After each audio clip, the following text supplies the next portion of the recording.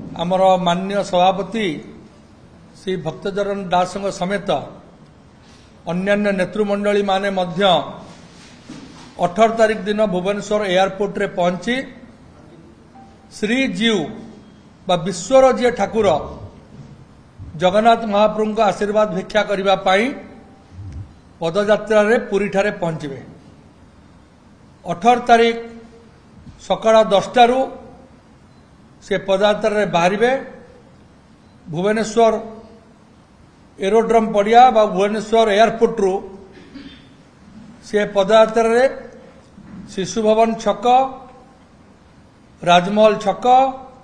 कल्पना छक देई लिंगीपुर ठारे पहुंचे सेठू किछि समय अतिबाहित करी पुणी पदयात्रा से बाहरिबे एवं पिपिली रे तांकर रात्रि यापन व्यवस्था सेठी हब पिपिली ठारू 19 तारिख सकाळे पुणी पदयात्रा आरंभ हब 19 तारिख सकाळू 7:30 रु से चलिबे 23पुर पर्यंत जोटा पिपिली निर्वाचन मंडली पुरी जिल्ला रे एवं 23पुर रे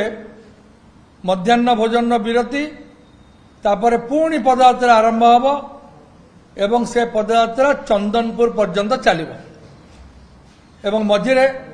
साक्षी गोपाल निर्वाचन मंडली जो सत्यवादी निर्वाचन मंडली बोले आम कहूचे से जिबे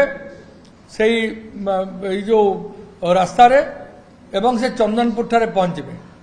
चंदनपुर रे रात्रि यापन व्यवस्था है चंदनपुर ठारू 20 तारिख सकाळे 19 तारिख रात्रि यापन है चंदनपुर रे 20 तारिख सकाळे पुणी तांकर कार्यक्रम आरंभ हब पदयात्रा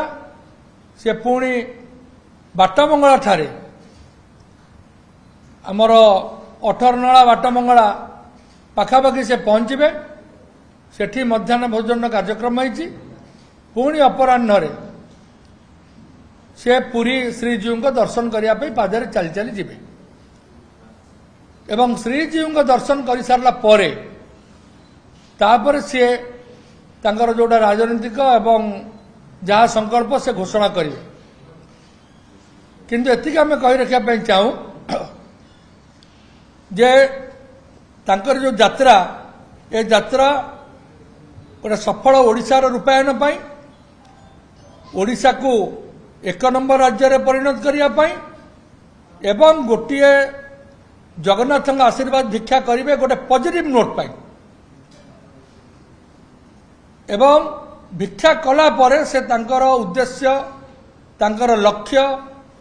किभली भाव में कांग्रेस दल को राज्यर 1 नंबर दल करेंगे इत्यादि इत्यादि सी आपण को जनइबे एवं जो पदयात्रा हब से पदयात्रा रे आमर ओडिशार संस्कृति ओडिशार गौरव एभली भाव में जो कार्यक्रम सांस्कृतिक कार्यक्रम मध्य रास्ता सारा पर्यवेसित हब एवं रास्ता रे लोक माने देखिबे एवं जो जगह रहिबे सेठी मध्य भजन संध्या हबार मध्य कार्यक्रम रही एभली करी एक आध्यात्मिक परिवेश से जाई सीधा सीधा सड़क 2 दिन चली 2 रात्रि एवं 3 दिन चली